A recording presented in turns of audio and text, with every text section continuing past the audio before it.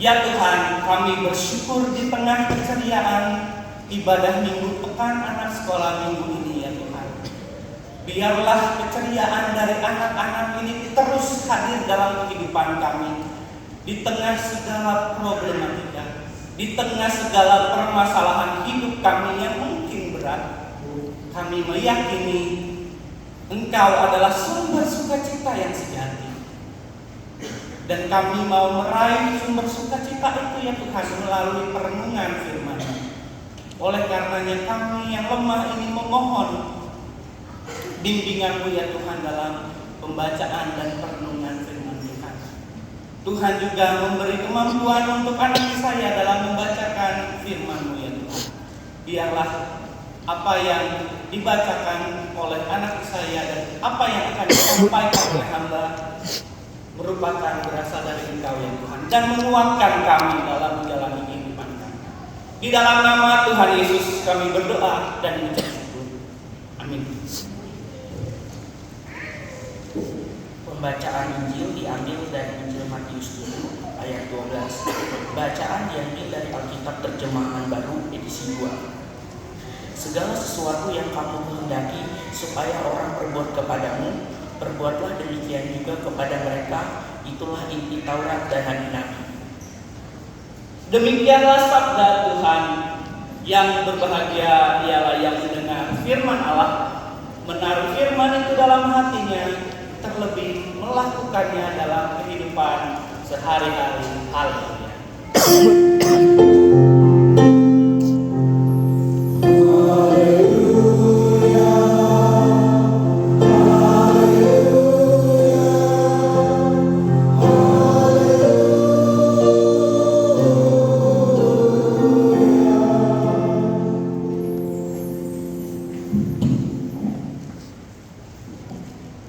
Saya membutuhkan kira-kira 3 orang relawan untuk maju ke depan. Ada yang mau bersedia? Atau saya tunjuk? Tunjuk ya.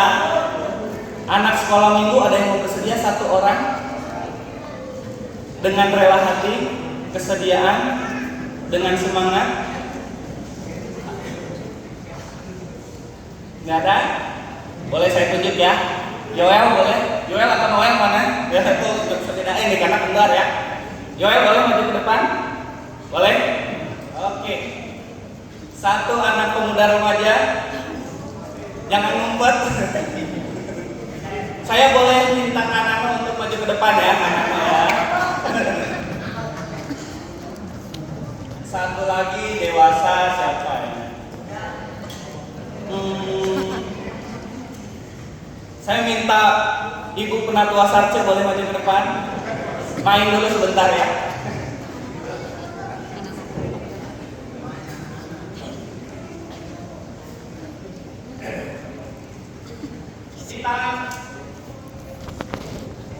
Di tangan saya ada kertas.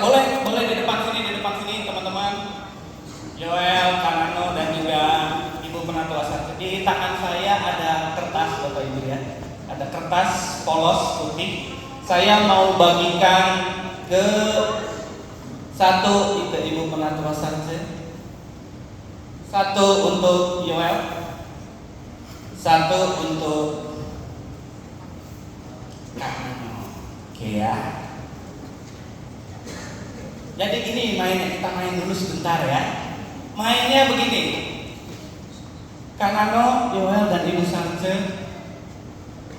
nanti katakan sesuatu yang buruk, hal yang jelek kepada kertas ini. Sekali mengatakan hal yang buruk, remas kertas ini. Oke? Mau berapa kali kita bilang hal yang buruk? Hal yang buruk bisa bilang kamu jelek, remas nanti gitu ya. Katakan hal yang buruk, tapi kertas ini jangan ke jemaat ya. Nanti saya dimarahin, kok hendak ngajarin untuk berkata buruk ke jemaat. Boleh ya. Kita ke kertas ini. Mungkin lagi ada dendam-dendam, ya boleh diluapkan dulu ke kertas ini ya. Paham sejauh ini? Jadi Bapak Ibu nanti kata-kata ini ya, relawan-relawan yang sudah ada di depan ini akan mengatakan sesuatu yang buruk lalu meremas kertas ini. Sekali mengatakan yang buruk, remas kertas ini. Jadi dia akan terus diremas sampai dia selesai mengatakan hal-hal yang buruk. Bisa kita mulai? Saya juga akan melakukan hal yang sama. Jadi saya juga akan terlibat begitu ya. Jadi saya akan berkata buruk. Jadi saya nggak mau pakai mic untuk mengatakan ini ya, biar nggak terdengar banyak orang. Bisa kita mulai ya? 1, 2, 3. Katakan hal yang buruk ke kertas ini.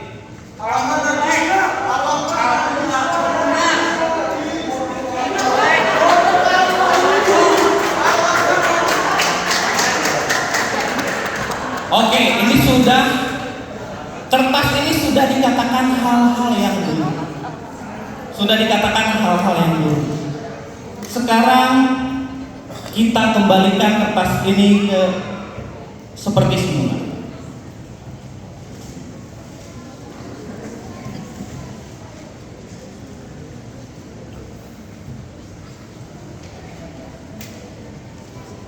Apakah kertas ini kembali seperti semula, Bapak Ibu? Kembali seperti semula? Kanano kembali seperti semula? Kayaknya tidak. Bu Penatua Sarjana, ini lintas usia, Bapak Ibu, lintas usia. Perkataan buruk ternyata sangat berdampak dan berbekas. Oleh karena itu tema kita nggak cuma perkataan buruk ya, ternyata kalau kita remas ini juga perbuatan yang jahat. Pukul kita pukul, dia tidak kembali, dia berbekas.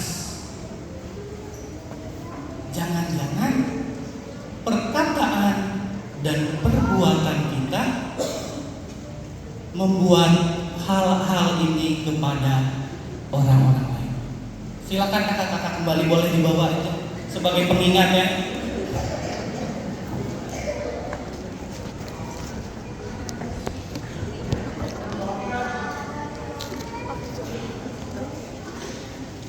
Kertas ini kena dampak dari ucapan dan juga perbuatan yang buruk. Sama seperti orang yang kita katain terus-menerus, kita ejek terus-menerus, kita perlakukan buruk terus-menerus, dampaknya ada. Ini adalah luka-luka yang disebabkan oleh perkataan dan perbuatan yang buruk. Mungkin kalau ini dampaknya terlihat jelas, tapi mungkin ada dampak yang tidak terasa dan mempengaruhi perilaku kita. Nah, dampak itu dan perlakuan ini ya biasanya terjadi di mana aja, bisa di sekolah, bisa di rumah, bahkan mungkin di area pergaulan kita sehari-hari. Biasanya para ahli menyebut istilah ini dengan perundungan atau bullying. Mungkin kita sering dengar, adik-adik siapa yang pernah dengar kata bullying, perundungan? Pernah dengar nggak? Pernah. Tapi ngerti nggak artinya bullying itu apa sih? Apa? Membuli ya. Sebatas itu aja ya. Ini Kak Hendrik mau ngasih kita belajar bersama-sama apa itu bullying dan apa yang membedakan bullying dan yang bukan bullying. Bullying itu adalah ketika kita mau seseorang atau berkelompok dengan sengaja dan berulang-ulang. Jadi dilakuinnya sengaja dan terus-menerus berulang-ulang melakukan hal yang menyakiti orang lain. Menyakiti orang lainnya bisa lewat apa? Perkataan, perbuatan, atau sikapnya. Tujuannya apa? Karena orang ini merasa dia lebih hebat atau lebih berkuasa atau lebih kuat, merasa lebih jago. Itu yang disebut bullying. Caranya ada macam-macam. Kalau dengan kata-kata, bahasa kerennya, bahasa Inggrisnya disebut dengan verbal bullying. Perundungan dengan kata-kata. Misalnya tadi ya contohnya ngejek, kamu jelek, kamu gendut. Itu verbal bullying. Tapi nggak cuma itu, mungkin juga bisa verbal bullying itu nyebarin gosip yang nggak benar kenyataannya. Misalnya contohnya, Hendrik itu sombong tahu, padahal mungkin dianya aja yang sebel sama Kak Hendrik. Belum tentu Kak Hendrik sombong ke semua orang. Siapa tahu Kak Hendrik pendiam, tapi dia udah nyebarin dulu gosip, jadi orang melihat orang lain, kayaknya sombong, padahal Kak Hendriknya pendiam. Itu juga disebut bullying. Nah, kata-kata ini sama seperti kita yang bilang ke kertas tadi, jelek, menyakiti atau enggak adik-adik? Menyakiti ya? Bapak Ibu menyakiti atau tidak kata-kata yang jahat seperti itu? Kamu jelek, kamu tidak berguna, dasar anak enggak becus. Apakah itu menyakiti anak? Menyakiti ya. Makanya tema kita, yuk kita jaga perkataan. Yang kedua ada physical bullying. Perundungan dengan melibatkan aktivitas fisik dengan perbuatan. Siapa yang di sini? Ini untuk anak-anak sekolah minggu ya, yang masih suka mukul temennya atau adiknya atau kakaknya. Siapa? Excel. Masih suka mukul temennya enggak? Enggak ya. Oh enggak, bagus. Siapa yang suka mukul temennya kalau kesel? Ada enggak? Nanti jujur ke mamahnya ya, jangan usah ke Kak Hendrik, jujur ke mamahnya. Ma, aku masih suka mukul. Aku mau berubah dong. Atau siapa yang misalnya kakaknya lagi main HP, misalnya ini lagi jam main HP ya, ini lagi jam main HP, kakaknya lagi main HP, terus direbut paksa sampai kakaknya atau adiknya nangis. Siapa yang pernah begitu? Nggak pernah. Berarti anak GKI Cilodong, anak-anak sekolah minggu GKI Cilodong top, pinter-pinter, mudah-mudahan terus ya.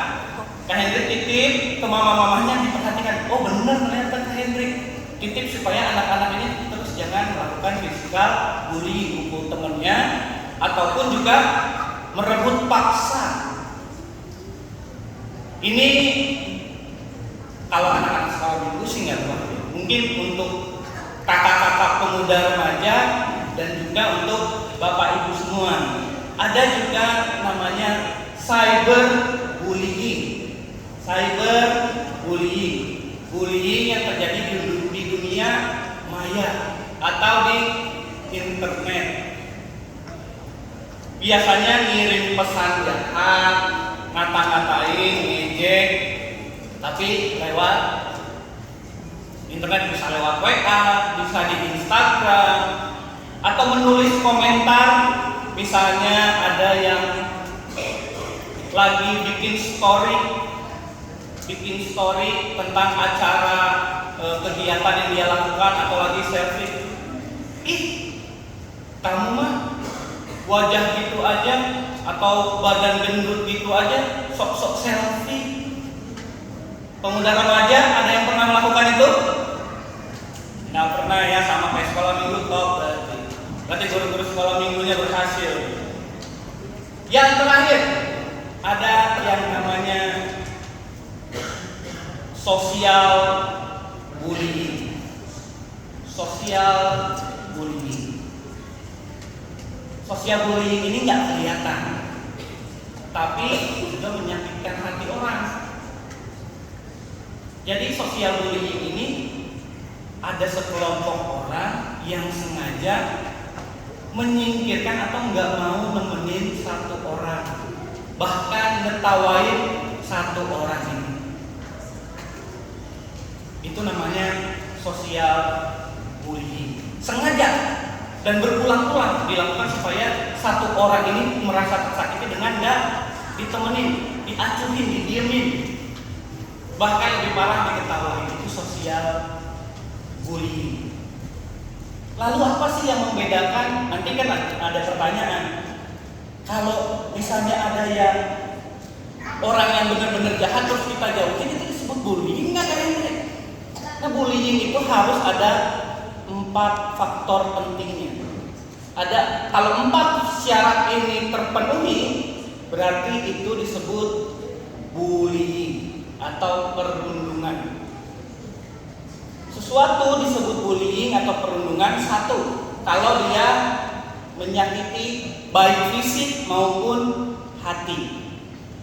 Hati maupun badan ada yang disakiti, itu syarat pertama.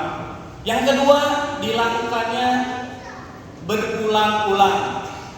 Berulang-ulang terus-menerus. Jadi kalau cuma sekali, kalau misalnya kepukul, itu bukan bullying, belum tentu, siapa tahu dia self defense, mempertahankan dia bela diri begitu.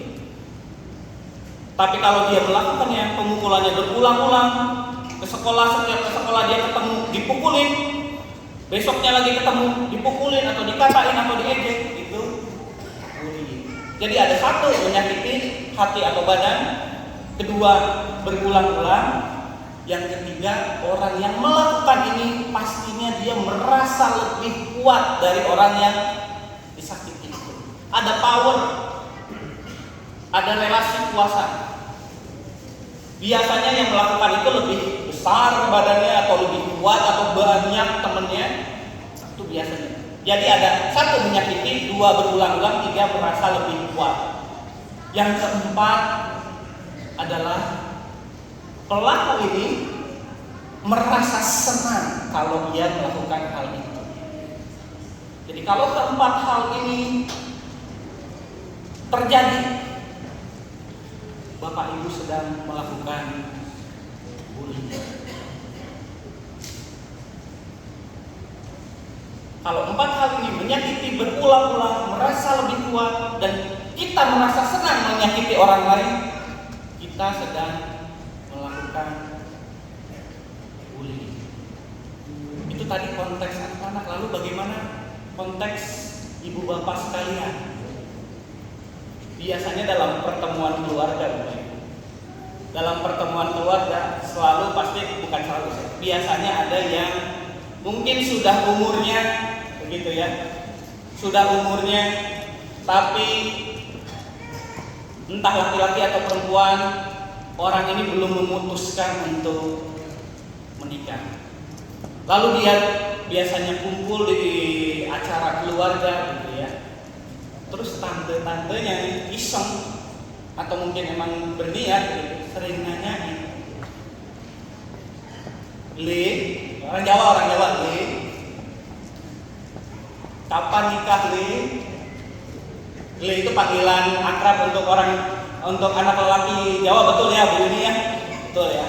Le, kapan mau nikah? Ini pertanyaan nanti. Mungkin tujuannya baik, tapi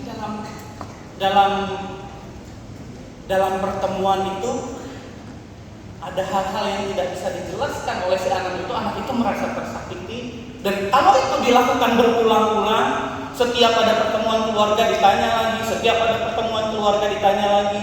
Padahal anak ini mungkin udah marah, udah, "Tante coba jangan nanya-nanya, please tante tolong." Tapi tetap aja ditanya berulang-ulang. Dan lebih parah lagi kalau si tante ini merasa senang gitu. Wah, itu ibu bapak sudah melakukan yang namanya bullying terhadap ponakan. Kira-kira si anak itu mau lagi nggak datang ke acara keluarga itu? Kalau ditanya begitu, padahal dia sudah merasakan gesturnya sudah memperlihatkan dia udah nggak senang tuh ditanyain begitu. Kira-kira si anak ini akan mau datang lagi ke acara ini? Saya rasa tidak. Begitu juga anak-anak di sekolah, di gereja. Kalau terjadi pembulian, anak-anak pasti akan malas datang ke sekolah atau akan malas datang ke gereja. Pembulian merusak relasi. Pembulian merusak relasi. Jadi kita harus menjaga perkataan dan juga perbuatan kita. Karena perkataan dan perbuatan kita berdampak kepada hati orang lain.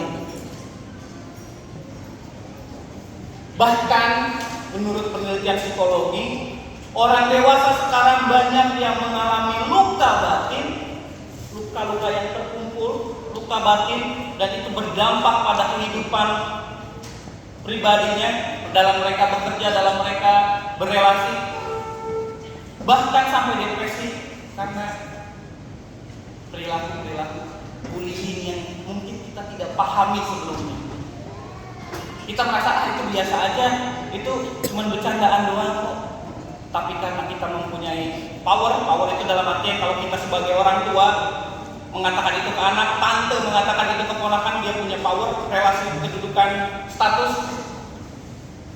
Tujuannya mungkin mau bercanda, tapi ternyata itu menyakitkan bagi orang lain. Nah, Tuhan Yesus, kalau Tuhan Yesus berkata dalam Matius 7 ayat 12, supaya kita tidak membuat hati orang kusut dan berdampak pada kehidupan sosial, kehidupan seseorang. Tuhan Yesus berkata dalam Matius 7 ayat 12 yang tadi dibacakan oleh anak saya dengan baik, segala sesuatu yang kamu kehendaki supaya orang perbuat kepadamu, perbuatlah demikian. Itulah seluruh isi dari hukum Taurat dan kitab-kitab para. Tuhan Yesus mengatakan ini supaya Tuhan Yesus mau kita menggunakan hati kita, untuk memperlakukan orang lain, memikirkan bagaimana perasaan orang lain jika kita memperlakukan sesuatu, mengatakan sesuatu kepada orang lain, dan kita memikirkan itu sebagaimana kita merasakan hal itu kepada diri kita sendiri. Contohnya untuk anak-anak ya, kalau kamu tidak mau dipukul, sakit nggak dipukul? Adik-adik, sakit? Mau nggak dipukul? Nggak mau. Kalau tidak mau dipukul, jangan memukul orang lain. Kalau tidak mau diejek, jangan mengejek orang lain. Kalau kamu pengen ditemenin sama orang lain, berarti kamu juga harus mau jadi teman bagi orang lain. Hal itu yang mau dikatakan Yesus dalam Matius 7 ayat 12. Kita memikirkan orang lain sebagaimana kita mau diperlakukan. Sebelum kita bicara atau bertindak atau berbuat kepada orang lain, kita bisa nanya ke diri kita sendiri. Kalau saya dibegitukan, kalau saya diginiin, saya senang atau enggak? Kalau saya nggak senang, ya jangan lakukan. Tapi kalau saya senang, lakukanlah. Jadi ada itu yang pertama, yang kedua ada hal yang lain dalam perkataan Matius 7 ayat 12. Kalau yang tadi nuansanya lebih menyuruh untuk jangan melakukan sesuatu. Yang kedua ini nuansanya lebih bukan hanya untuk menyuruh berhenti berbuat jahat, tetapi nuansa yang kedua ini adalah kita diajak untuk aktif memberikan kebaikan bagi sesama. Karena Tuhan Yesus mengatakan, perbuatlah adalah kalimat aktif. Kalimat yang aktif, berarti kita harus aktif memberikan kebaikan bagi sesama kita. Artinya kalau kita mau dihormati orang lain,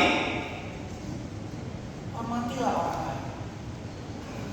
Kalau kita ingin dikuatkan ketika kita merasa lemah, ketika kita kuatkanlah yang lemah. Kalau kita ingin diperlakukan lembut oleh anak kita nanti, untuk bapak-bapak dan ibu-ibu, perlakukanlah lembut anak-anak. Kadang sering ada berbakti kepada orang tua itu sering disalahgunakan, disalahartikan bahwa nanti ketika sudah lansia begitu, anak-anak meninggalkan orang tuanya, tidak peduli, lalu orang tua, loh Le, harus atau anakku, kenapa kamu begitu? Kenapa kamu meninggalkan itu? Padahal dia sepanjang hidupnya sebagai ibu, sebagai orang tua, dia memperlakukan anaknya secara kasar, memperlakukan anaknya tidak baik, melalui perkataan, melalui tindakan. Lalu sudah besar, sudah dewasa, sudah lansia, dia sudah tidak mempunyai kekuatan lagi, dan anak ini sudah menjadi kuat, bisa mandiri. Lalu ibu ini atau orang tua ini berkata, atau anakku, harusnya kamu berbakti kepada, kan tidak ada. Matius 7 ayat 12 berkata, kalau engkau ingin diperlakukan baik, lakukanlah hal baik kepada orang. Jika masa tuamu, untuk ibu-ibu ingin dirawat, diperhatikan oleh anakmu, perhatikanlah anak-anak dari kecil. Rawatlah mereka dengan kasih sayang, dan melalui kasih sayang dan relasi itu, anakmu akan merawat engkau di hari tuamu.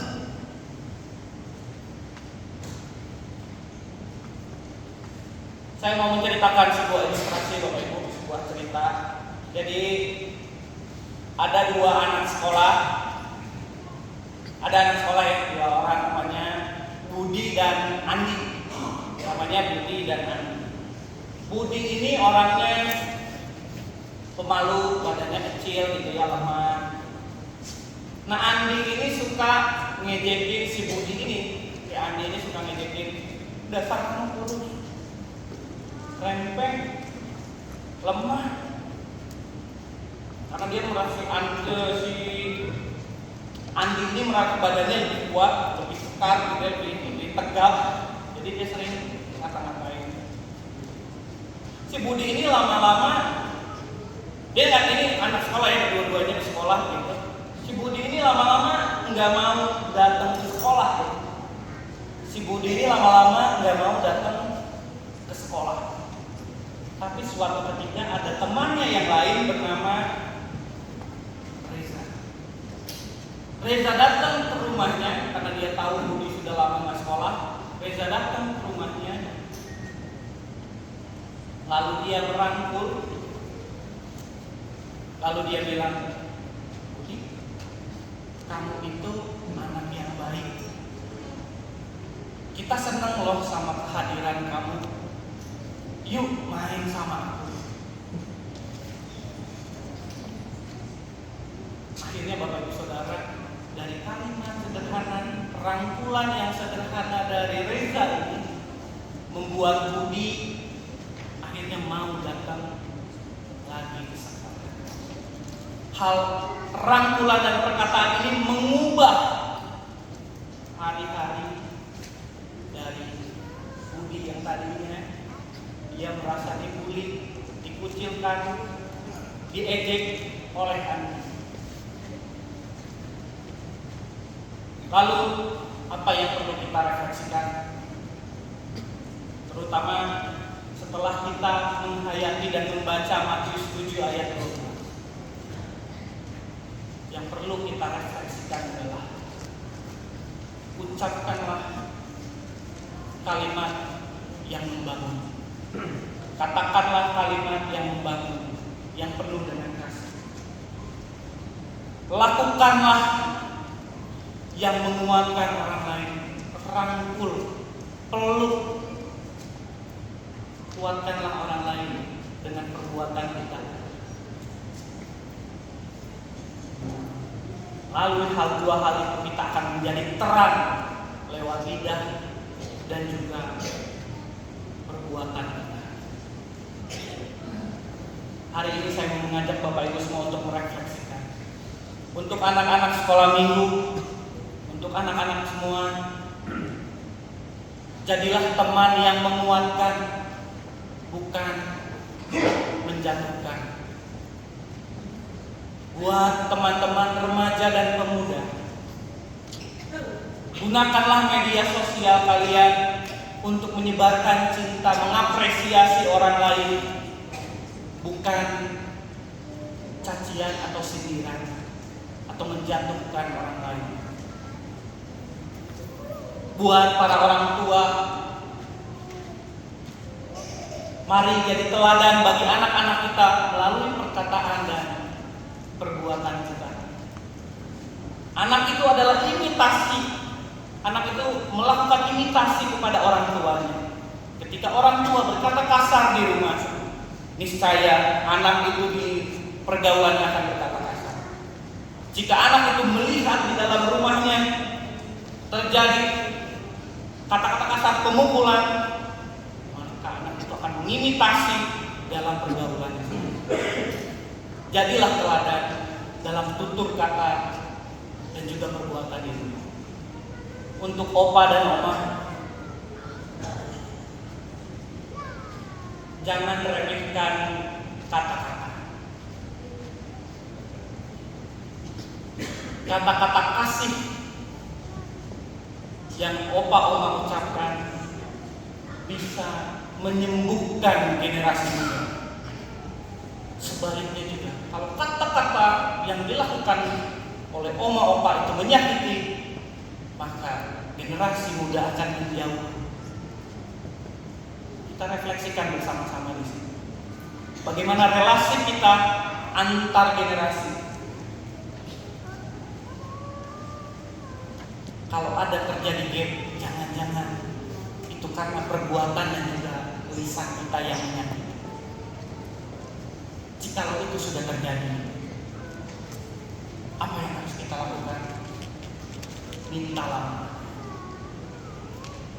Bukalah hatimu, berlakulah kesatria.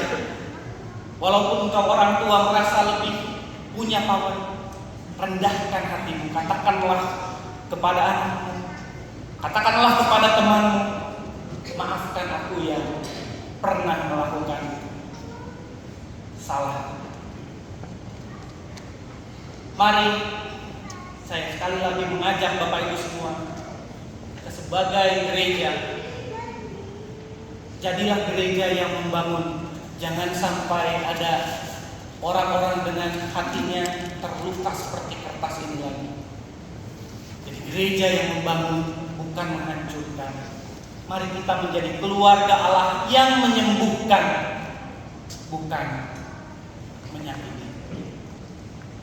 Kita jaga perkataan dan perbuatan kita. Tuhan Yesus memberkati kita semua.